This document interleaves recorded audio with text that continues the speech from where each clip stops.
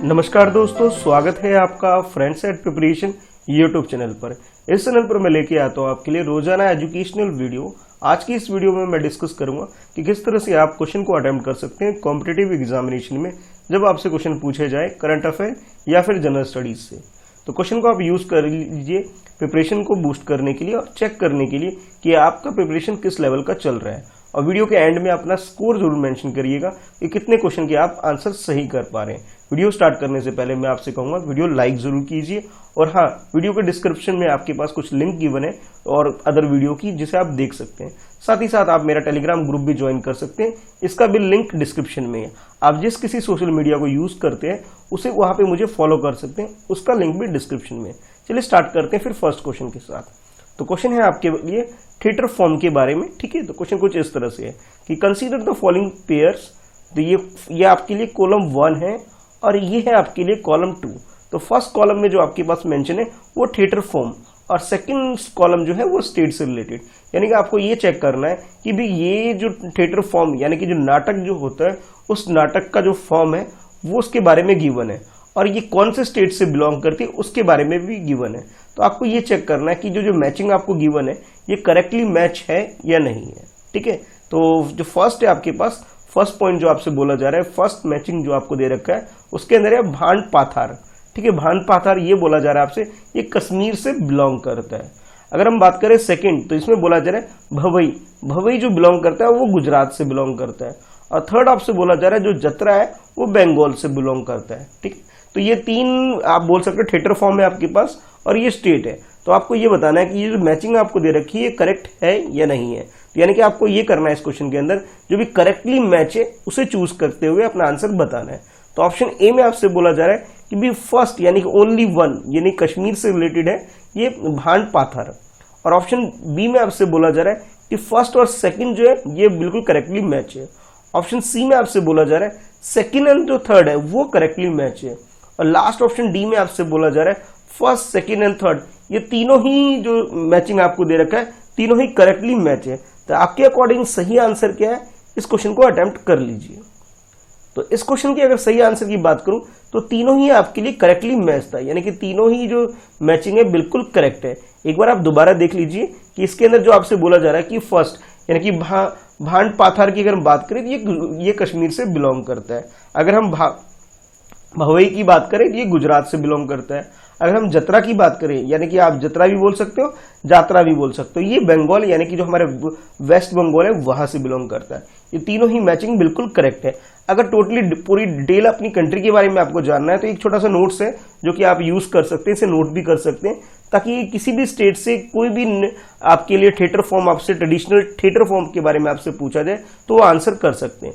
यानी कि एक समझने का तरीका ये है कि जो थिएटर होता है, यानी कि आप लोगों ने भी कभी ना कभी, जैसे मूवी होती है, मूवी में क्या होता है रिकॉर्डेड वर्जन होता है, लेकिन थिएटर में क्या होता है जो भी एक्टर होते हैं वो आपके सामने स्टेज पे परफॉर्म कर रहे होंगे।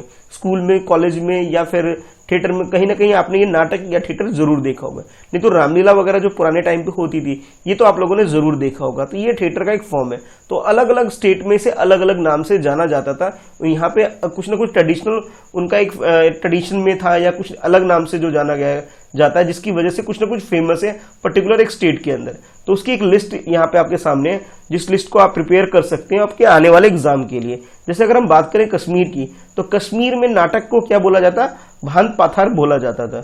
अगर हम उत्तर प्रदेश की बात करें यानी यूपी की बात करें तो यहाँ नाटक को नौटंकी बोला जाता है, ठीक है। यानी कि इनके हिस्ट्री में या ट्रेडिशन में इस नाम से इसे पुकारा जाता था। गुजरात की बात करें तो भवई इसे बोला जाता था गुजरात के अंदर। अगर हम बंगाल की बात करें तो यहाँ इसे जतरा बोला जाता है। मध्य प्रदेश की बात करें यानी एमपी की बात करें यहाँ माच बोला जाता है। अगर हम आसाम की बात करें, आसाम में इसे भोना बोला जाता है। अगर हम बात करें गोवा वाला रीजन या गोवा और कोंकण वाला जो रीजन है, यानी कि आप बोले हमारी कंट्री का जो वेस्टर्न एरिया है वहां इसे दशावतार बोला जाता है। और अगर हम महाराष्ट्र की बात करें तो महाराष्ट्र में इसे तमाशा बोला जाता है। अच्छा, उसके बाद अगर हम बिल्कुल नीचे साउथ में आ जाए तो केरला की बात करें तो केरला में इसे अलग अलग फेस्टिवल के हिसाब से इसे अलग अलग नाम से भी पुकारा जाता है, जैसे कृष्णनत्यम, कोडियत्यम और मुदियत्या। ये कुछ अलग अलग नाम है। यानी कि आप ये बोल सकते हो कि जितने भी ये नाटक के जो फॉर्म है, टाइप ऑफ जैसे डांस के फॉर्म है, उसी तरह नाटक के जो फॉर्म है अलग अलग फेस्टिवल के हिसाब से अलग अलग रूप से इसे जाना जाता है। अगर हम बात करें कर्नाटका की, तो कर्नाटका में इसे यक्षगणा भी कहा जाता है। और अगर हम बात करें तमिलनाडु की, तो तमिलनाडु में से थेरुकुट्टू भी बोला जाता है। और एक क्वेश्चन जो काफी इंपॉर्टेंट है, यक्षगणा, ये काफी इंपॉर्टेंट भी है और इसके बारे में प्रीवियस ईयर में भी आपसे क्वेश्चन पूछा गया है। यानी कि एक लिस्ट है आपके पास डिफरेंट ट्रेडिशनल थिएटर फॉर्म के बारे में, जो किस स्टेट से कौन सा फॉर्म बिलोंग करता है, ये एक लिस्ट है जिसे आपको रिवाइज जरूर कर लेना चाहिए। तो करेक्ट आंसर जो हो गया हमारा ऑप्शन डी हो गया। चलिए देखते हैं नेक्स्ट क्वेश्चन। तो नेक्स्ट क्वेश्चन में आपसे पूछा जा रहा है कि भी Nuakhai Juhar has been recently in news, what does it represent. यानी कि ये जो टर्म है नुआखाई जुहार, इसके बारे में आपसे पूछा जा रहा है। ये जो टर्म न्यूज में अभी रिसेंटली था, ये टर्म किस चीज को रिप्रेजेंट करता है, इसके बारे में आपको बताना है। ऑप्शन ए में आपसे बोला जा रहा है कि एग्रीकल्चर जो फेस्टिवल होता है उससे ये बिलोंग करता है। ऑप्शन बी में आपसे बोला जा रहा है कि ritual of the Sati and western India, in western India, यानी कि हमारी कंट्री का जो वेस्टर्न इंडिया है वहां पे जो सती प्रथा वगैरह जो थी उससे रिलेटेड है ये नुआखाई जुहार। अच्छा, और उसके बाद जो ऑप्शन सी है आपके पास, सी में आपसे बोला जा रहा है कि ये नुआखाई जुहार जो है ये लार्जेस्ट ट्रेडिशनल गैदरिंग है। अच्छा, उसके बाद ऑप्शन डी में आपसे बोला जा रहा है कि coast guard exercise to save fisherman during the cyclone Amphan. Amphan जो साइक्लोन आता है हमारी कंट्री में, उससे लोगों को बचाने के लिए एक तरह से कोस्ट गार्ड की ये एक्सरसाइज है। तो ये नुआखाई जुहार आखिर में एक्चुअल में चीज क्या है, इसके वही किस चीज से रिलेटेड है, इसके बारे में आपको बताना है। तो 4 ऑप्शन है, 4 ऑप्शन में से अपना करेक्ट आंसर चूज कर लीजिए। तो इस क्वेश्चन की अगर करेक्ट आंसर की बात करें तो इसका करेक्ट आंसर ऑप्शन ए है, यानी कि नुआखाई जुहार जो एक तरह से ये एग्रीकल्चर बेस्ड एक फेस्टिवल है कि हमारी कंट्री में जब नया फसल आता है, नया जब फसल आता है तो उस अवसर पर इस पर्टिकुलर फेस्टिवल को सेलिब्रेट किया जाता है। तो अब ये क्वेश्चन आपके लिए ये भी बन जाता है इंपॉर्टेंट, ये किस पर्टिकुलर एरिया से ये बिलोंग करता है। तो हमारी कंट्री का जो ईस्टर्न वाला जो एरिया होता है, ईस्ट वाला जो एरिया है, यानी कि जो वेस्टर्न उड़ीसा है, साउदर्न छत्तीसगढ़ है, ठीक है, ये, और या फिर बोले तो झारखंड, तो इस पर्टिकुलर एरिया में ये फेस्टिवल सेलिब्रेट होता है जिसका नाम है नुआखाई जुहार। नुआखाई जुहार का मतलब ये होता है कि इस एग्रीकल्चर फेस्टिवल के अंदर जो नया जो धान आता है, नया जो चावल आता है, वो इनके भगवान जिसे मदर गॉडेस इस पर्टिकुलर रीजन में, यानी कि आप बोल सकते हैं कि जो उड़ीसा का जो ये पर्टिकुलर डिस्ट्रिक्ट है संबलपुर, उस पर्टिकुलर एरिया में ये बोला जाता है कि भी जैसे धान का कटोरा भी इस पर्टिकुलर रीजन को बोला जाता है। छत्तीसगढ़, उड़ीसा और झारखंड, उस एरिया में क्या होता है कि जब नया फसल आता है तो नए फसल को पहले भगवान को चढ़ाया जाता है, फिर बाद में इसे यूज किया जाता है, पर्सनल यूज में लाया जाता है। तो इस फेस्टिवल में क्या उस भगवान को पूजा जाता है, यानी कि ये एक तरह से रीजनल फेस्टिवल आप इसे बोल सकते हैं। तो करेक्ट आंसर जो हो गया आपका ऑप्शन ए हो गया। ये एक तरह से एग्रीकल्चर बेस्ड एक फेस्टिवल है, जब कोई नया फसल आता है तब इसे सेलिब्रेट किया जाता है। और वैदिक पीरियड में भी इसका मतलब आप कह सकते हैं ये चीज मेंशन है, और वैदिक पीरियड में इसे पंचायगणा नाम से भी जाना जाता है। अगर इस क्वेश्चन को आपके बार दोबारा अगर इसे पूछा जाना हो तो और भी अलग तरीके से आपसे पूछा जा सकता है। जैसे यहाँ जो टर्म है नुआखाई जुहार है, इसका नाम कुछ और भी है, जैसे नुआखाई परब भी बोला जाता है, इसे नुआखाई भेंट घाट भी बोला जाता है। तो अलग अलग नाम से सेम फेस्टिवल को पुकारा जाता है, ठीक है। तो आपको इसके नाम भी पता होना चाहिए, ये सब इंपॉर्टेंट आपके लिए हो जाते हैं। तो करेक्ट आंसर जो आपका हो गया वो ऑप्शन ए हो गया, ठीक है। चलिए देखते हैं नेक्स्ट क्वेश्चन। तो नेक्स्ट क्वेश्चन में आपसे पूछा जा रहा है with reference to national council for transgender person which of the following are correct, यानी कि आपको करेक्ट स्टेटमेंट चूज करना है नेशनल काउंसिल फॉर ट्रांसजेंडर।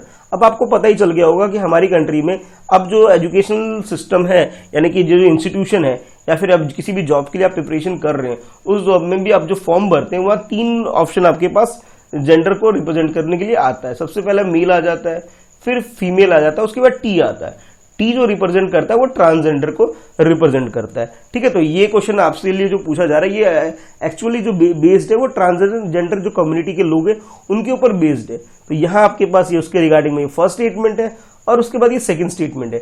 तो आपको जो क्वेश्चन का आंसर करना है वो उसके बारे में national council for transgender person के बारे में। तो फर्स्ट स्टेटमेंट में आपसे ये बोला जा रहा है it is a constitutional body, यानी कि ये हमारी कॉन्स्टिट्यूशन में मेंशन है, इसलिए हम कॉन्स्टिट्यूशनल बॉडी बोल सकते हो आप। ये स्टेटमेंट 1 में आपसे बोला जा रहा है। स्टेटमेंट 2 में आपसे बोला जा रहा है it aim to ensure the transgender welfare board are setup in the national capital and the metropolitan city only, यानी कि ये जो ओनली वर्ड लगा दिया गया, इसके हिसाब से आपको थोड़ा ध्यान रखना है क्वेश्चन को अटेम्प्ट करते टाइम कि भाई ये जो काउंसिल बनाया गया है ट्रांसजेंडर कम्युनिटी की वेलफेयर के लिए एक बोर्ड बनाया जाएगा और इसे सेटअप किया जाएगा नेशनल कैपिटल रीजन, यानी कि आप ये बोल सकते हो जो एनसीआर वाला जो रीजन है हमारी कंट्री के अंदर, वहां इस तरह की काउंसिल को सेट किया जाएगा, सेटअप रखा जाएगा। और इसके अलावा जो मेट्रोपॉलिटन सिटी है जैसे मुंबई हो गया, कोलकाता हो गया, चेन्नई हो गया, वहां भी इस तरह की कम्युनिटी के लिए वेलफेयर के लिए एक तरफ से सेटअप क्रिएट किया जाएगा। ये आपके लिए बोला जा रहा है सेकंड स्टेटमेंट में। तो ये सेकंड स्टेटमेंट है आपके पास, ये फर्स्ट स्टेटमेंट है। आपको ये बताना है कि भी करेक्ट आंसर क्या है करेक्ट स्टेटमेंट को ध्यान में रखते हुए। तो ऑप्शन ए में आपसे बोला जा रहा है फर्स्ट स्टेटमेंट करेक्ट है, ऑप्शन बी में आपसे बोला जा रहा है सेकंड स्टेटमेंट करेक्ट है, और ऑप्शन सी में आपसे बोला जा रहा है बोथ 1 और 2 दोनों ही स्टेटमेंट करेक्ट है, और ऑप्शन डी में आपसे बोला जा रहा है नाइदर 1 नॉर 2, इट मींस दोनों ही स्टेटमेंट गलत है। तो करेक्ट आंसर आपके अकॉर्डिंग क्या है, चलिए क्वेश्चन को अटेम्प्ट कर लीजिए। तो इस क्वेश्चन का जो करेक्ट आंसर है वो है ऑप्शन डी। डी का मतलब ये है कि ये दोनों ही स्टेटमेंट जो आपको दे रखा है, दोनों ही स्टेटमेंट गलत है। अब गलत क्यों है, अब इसके बारे में जान लेते हैं। तो सबसे पहले जो आपको ये बोला गया था कि ये भी कॉन्स्टिट्यूशनल बॉडी है, नहीं ये कॉन्स्टिट्यूशनल बॉडी नहीं है। कॉन्स्टिट्यूशन में थर्ड जेंडर के बारे में कुछ भी चीज मेंशन नहीं था, ठीक है, यानी कि ट्रांसजेंडर कम्युनिटी के बारे में इनिशियल टाइम पर कुछ भी मेंशन नहीं था जब हमारा कॉन्स्टिट्यूशन बना था। तो फर्स्ट स्टेटमेंट हमारा बिल्कुल गलत हो गया। तो इसके रिगार्डिंग में सही स्टेटमेंट ये होना चाहिए था कि भी जो मिनिस्ट्री ऑफ सोशल जस्टिस और इन्वायरमेंट है, उन्होंने एक तरह से अमेंडमेंट करवाया है हमारे कॉन्स्टिट्यूशन के अंदर, और उसके बाद national council for transgender person है, उनके लिए एक काउंसिल क्रिएट किया गया है, ठीक है। और ये जो अमेंडमेंट किया गया है ट्रांसजेंडर पर्सन, यानी कि आप बोल सकते हो प्रोटेक्शन ऑफ राइट एक्ट 2019, इसके अंदर इसे अमेंडमेंट कर करके इस काउंसिल को क्रिएट किया गया है। यानी कि आप ये बोल सकते हो ये कॉन्स्टिट्यूशनल बॉडी ना होके स्टैच्यूटरी बॉडी होगी। स्टैच्यूटरी बॉडी का मतलब ये होता है जो चीज हमारे कॉन्स्टिट्यूशन के अंदर नहीं होता है उसके रिगार्डिंग में कोई एक्ट पास करके, लॉ बना के, जब कोई कॉन्स्टिट्यूशन के अंदर कोई चेंजेस करके, यानी कि आप ये बोल सकते हैं एक नया एक्ट पास करके कोई बॉडी या इंस्टीट्यूशन क्रिएट की जाती है, उसे स्टैच्यूटरी ऑफ बॉडी बोल सकते हो। और कॉन्स्टिट्यूशनल बॉडी का मतलब ये होता है कि उसके बारे में उल्लेख या मेंशन जो होगा हमारे कॉन्स्टिट्यूशन के अंदर मेंशन होगा, ठीक है। ये चीज आपको ध्यान में रखना है, यानी कि जो फर्स्ट स्टेटमेंट है ये हमारा गलत हो गया। अब बात करते हैं सेकंड स्टेटमेंट में। तो सेकंड स्टेटमेंट में ये बोला गया था आपसे कि भी जो एनसीआर वाला जो रीजन है, नेशनल कैपिटल रीजन जो है, उस एरिया की बात करें, और इसके अलावा जो मेट्रोपॉलिटन सिटी है, यानी कि कोलकाता हो गया, मुंबई हो गया और चेन्नई हो गया, इस पर्टिकुलर रीजन के अंदर एक तरह से इस काउंसिल को सेटअप किया जाएगा इन ट्रांसजेंडर कम्युनिटी की वेलफेयर के लिए। तो ये बात भी बिल्कुल गलत है, बल्कि इस पर्टिकुलर एरिया के लिए नहीं, इसे और भी दूसरे एरिया के लिए क्रिएट इस काउंसिल को सेटअप किया जाएगा। और इनका जो मेन काम जो होगा वो ये होगा कि इस कम्युनिटी के लिए हाउसिंग, फूड और हेल्थ केयर और एजुकेशन जैसे फैसिलिटी को प्रोवाइड करना है, ठीक है। यानी कि आप ये बोल सकते हो दोनों ही स्टेटमेंट जो आपको दे दिए गए वो गलत दे दिए गए। ओनली जो वर्ड था वहां आपको थोड़ा ध्यान रहना था। यानी कि आप ये बोल सकते हो ये पर्टिकुलर सिटी या फिर किसी पर्टिकुलर सिटी या मेट्रोपॉलिटन सिटी या एनसीआर की बात नहीं होगी, ये इंटायर कंट्री के अंदर जितने भी स्टेट है वहां हर जगह इनके लिए इस तरह की फैसिलिटी प्रोवाइड की जाएगी। तो करेक्ट आंसर जो हो जाएगा आपका ऑप्शन डी हो जाएगा। दोनों ही स्टेटमेंट में कुछ ना कुछ मिस्टेक था, ठीक है। चलिए अब अटेम्प्ट करते हैं नेक्स्ट क्वेश्चन। तो नेक्स्ट क्वेश्चन में आपसे पूछा जा रहा है with reference to electoral bond which of the following statement are not correct. यानी कि आपको जो क्वेश्चन का जो आंसर करना है वो आंसर करना है आपको इलेक्ट्रॉन बॉन्ड के बारे में कि इलेक्ट्रॉन बॉन्ड आखिर होता क्या है, ठीक है। और इसके रिगार्डिंग में आपके पास ये दो स्टेटमेंट आपके पास मेंशन है, ये आपका फर्स्ट स्टेटमेंट है और ये नीचे आपके पास ये दो सेकंड स्टेटमेंट है। और आपसे बोला जा रहा है कि चूज करिए करेक्ट ऑप्शन को और उसके हिसाब से कोड को ध्यान में रखते हुए आपको आंसर करना है। तो फर्स्ट स्टेटमेंट के अकॉर्डिंग ये बोला जा रहा है कि electron bond is a financial instrument for making donation to political party. यानी कि पॉलिटिकल पार्टी को इलेक्शन लड़ने के लिए जो फंडिंग करने के लिए एक तरह का एक बॉन्ड है जिसके थ्रू पॉलिटिकल पार्टी क्या करती है, फंड जनरेट करती है अपने काम के लिए, ठीक है। और ये आप बोल सकते हो, ये स्टेटमेंट 1 में आपसे बोला जा रहा है। और स्टेटमेंट में 2 में आपसे बोला जा रहा है कि state bank of India is authorized to issue the encash these bond which are valid for 15 days from the date of issuance। यानी कि जिस डेट को इसे इशू किया जाता है उस डेट से ये 15 डेज तक के लिए ही वैलिड रहेगी। और इसको अगर इशू जो होगा वो सिर्फ और सिर्फ एसबीआई यानी कि स्टेट बैंक ऑफ इंडिया से ही इशू होगा। अब आप दो स्टेटमेंट है आपके पास, दोनों स्टेटमेंट में से नॉट करेक्ट क्या है ये आपको बताना है। यानी कि आपको चूज करना है कि कौन सा स्टेटमेंट गलत है।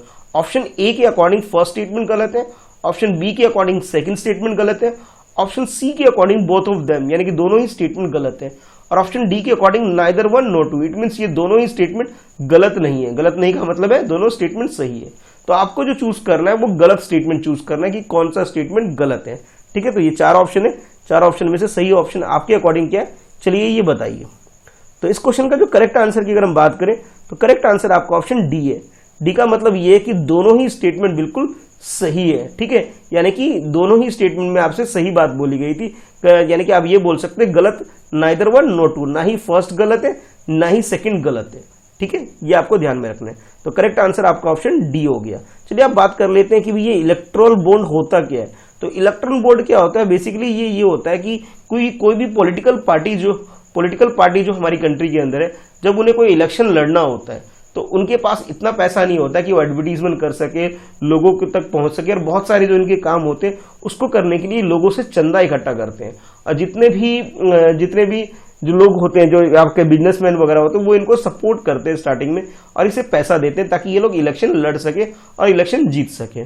ठीक है, तो इस चीज के लिए इलेक्ट्रल बॉन्ड को यूज किया जाता है। और ये जो फंड जो प्रोवाइड किया जाता है, डोनेशन जो प्रोवाइड किया जाता है, वो एक तरह जो मीडियम होता है, उस मीडियम को परफॉर्म करने के लिए इलेक्ट्रल बॉन्ड होता है। और इस इलेक्ट्रल बॉन्ड में जो आप खरीद सकता है कोई भी पर्टिकुलर आदमी, और जो डोनेट करना चाहता है वो 1000 रुपए, 10,000 रुपए, 10 लाख रुपए, ठीक है, 1 लाख रुपए, 10 लाख रुपए और 1 करोड़, इस तरह के नोट, इस तरह के बॉन्ड इशू किए जा सकते हैं। लेकिन इसकी कोई मैक्सिमम लिमिट नहीं है कि भी कितना भी जारी कर सकता है। और ये बात भी बिल्कुल सही है कि सिर्फ ये अगर एक बार बॉन्ड इशू हो गया तो ये सिर्फ 15 डेज के लिए ये वैलिड रहेगा। आप समझने के लिए इस तरह समझ सकते हैं, जिस तरह से हम लोग कभी कॉलेज वगैरह में जब एडमिशन लिया करते थे, अब तो ऑनलाइन सिस्टम हो गया। पुराने टाइम पे ऑनलाइन नहीं हुआ करता, तो ऑनलाइन की जगह हम लोग डीडी यूज करते थे।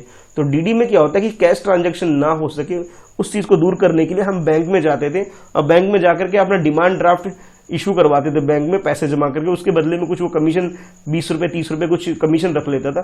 फिर बाद में हम कॉलेज में या इंस्टीट्यूशन, जिस भी इंस्टीट्यूशन में एडमिशन लेना होता है वहां उसे सबमिट कराते थे और हमारा एडमिशन हो जाता था।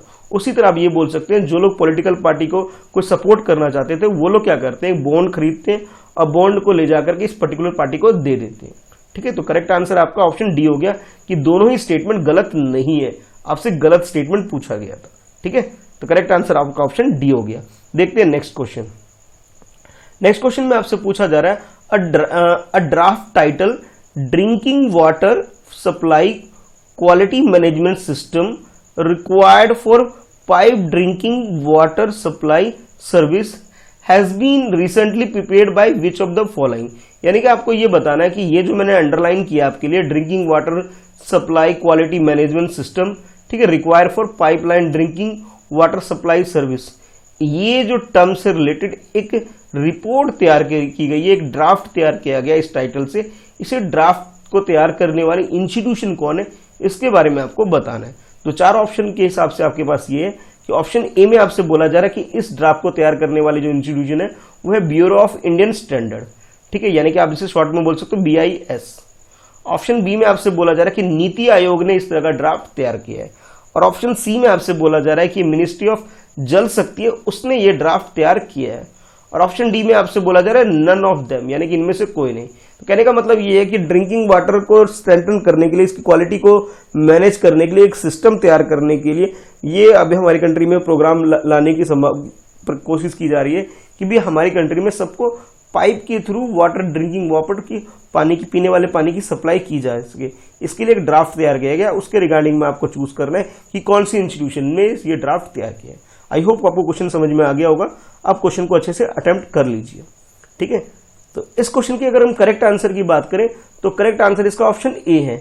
ए का मतलब ये है कि ब्यूरो ऑफ इंडियन स्टैंडर्ड, जिसे हम BIS भी बोल सकते हैं, इस पर्टिकुलर इंस्टीट्यूशन ने ये ड्राफ्ट तैयार किया गया, जिसके अंदर जो मेनली जो ये देखा जा रहा है कि भी हमारी कंट्री में ड्रिंकिंग वाटर को, पानी को, पीने वाले पानी को पाइप के थ्रू घर तक पहुंचाया जा सके, उसके लिए इसमें काम किस तरह से किया जाना है उसके रिगार्डिंग में ड्राफ्ट है।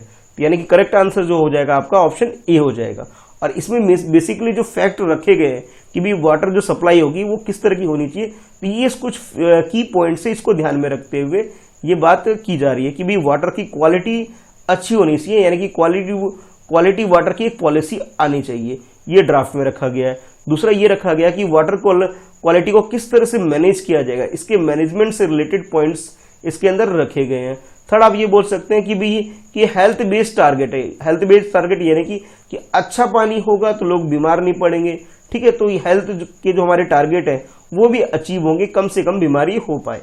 अच्छा, फोर्थ आपसे ये बोला जा रहा है कि भी सेफ्टी प्लान भी रखा गया है कि भी जब वाटर की सप्लाई पानी से की जाएगी तो ये ध्यान रखें कहीं लीकेज ना हो, कहीं गंदा पानी मिक्स ना हो, तो इस सेफ्टी पॉइंट ऑफ व्यू को भी ध्यान में रखा गया है। और सर्विलेंस अरेंजमेंट भी रखा गया है। इसका मतलब ये कह सकते हो कि उनकी निगरानी भी प्रॉपर होनी चाहिए कि कहीं कोई अगर मरम्मत की जरूरत है, कोई रिपेयर मेंटेनेंस की जरूरत है तो प्रॉपरली उस टाइम पे उसे प्रोवाइड की जा सके। तो करेक्ट आंसर जो हो गया आपके लिए वो ऑप्शन ए हो गया। आज आपके लिए जो क्वेश्चन होने वाला है वो क्वेश्चन ये रहेगा कि आपको 3 मिनिस्ट्री के बारे में बताना है। फर्स्ट मिनिस्ट्री ये है कि ये रूरल डेवलपमेंट मिनिस्ट्री जो है उसके मिनिस्टर कौन है, ये आपको बताना है। नेक्स्ट आपको बताना है कि अर्बन अफेयर या डेवलपमेंट जो मिनिस्टर है वो कौन है, इसके बारे में बताना है। थर्ड आपको बताना है कि भी सोशल जस्टिस जो होता है उसके रिगार्डिंग में हमारी कंट्री में मिनिस्टर कौन है, इसके बारे में बताना है। अब आप ये सोच रहे हैं ये 3 क्वेश्चन आपसे क्यों मैं पूछ रहा हूं, तो ये जो वाटर पाइपलाइन वाटर सिस्टम को जो हमारी कंट्री में लाया जा रहा है ये 2 मिनिस्ट्री इसके अंदर इन्वॉल्व है। तो अर्बन मिनिस्ट्री जो है ये सिटी वगैरह में काम करेगी इसके रिगार्डिंग में, और रूरल डेवलपमेंट मिनिस्ट्री गांव वाले एरिया में ये काम करेगी। और सोशल जस्टिस वाला क्वेश्चन मैं आपसे इसलिए पूछ रहा हूं कि आज जो मैंने आपको एक टॉपिक से रिलेटेड जो क्वेश्चन पूछा था ट्रांसजेंडर के बारे में, तो ट्रांसजेंडर से ये सोशल जस्टिस वाली जो मिनिस्ट्री है, यानी कि आप ये बोल सकते हो मिनिस्ट्री ऑफ सोशल जस्टिस, वो इसके अंदर इन्वॉल्व थी। तो ये तीनों मिनिस्ट्री के बारे में आपको बताना है। बाकी जाने से पहले वीडियो अगर लाइक जरूर कीजिएगा अगर अभी तक आपने लाइक नहीं किया है, और हाँ स्कोर जरूर मेंशन कीजिएगा कमेंट बॉक्स में, मैं हर किसी के कमेंट जरूर पढ़ता हूँ, ठीक है। बाकी आप मुझे जिस भी सोशल मीडिया को आप यूज करते हैं वहां मुझे फॉलो कर सकते हैं, लिंक आपका सबका डिस्क्रिप्शन में। टेलीग्राम को ग्रुप ज्वाइन कर लीजिए अगर अभी तक आपने ज्वाइन नहीं किया है। चलिए मिलते हैं नेक्स्ट वीडियो में friends at preparation YouTube channel.